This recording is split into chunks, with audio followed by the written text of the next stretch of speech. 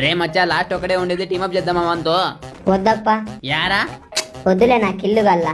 మూసుకొని చెయ్యి. నేను చెయ్యను. చెయ్యకుంటే మిమ్మడై బాటుగా. అమ్మదినమ్మ. అయిందా? బాగైందా? ఏం పర్లేదు, never give up. I will try one more time. వాడు మళ్ళా కొడితే మళ్ళా చెత్త, మళ్ళా కొడితే మళ్ళా చెత్త. వాడు చేసే వరకు నేను వదలను.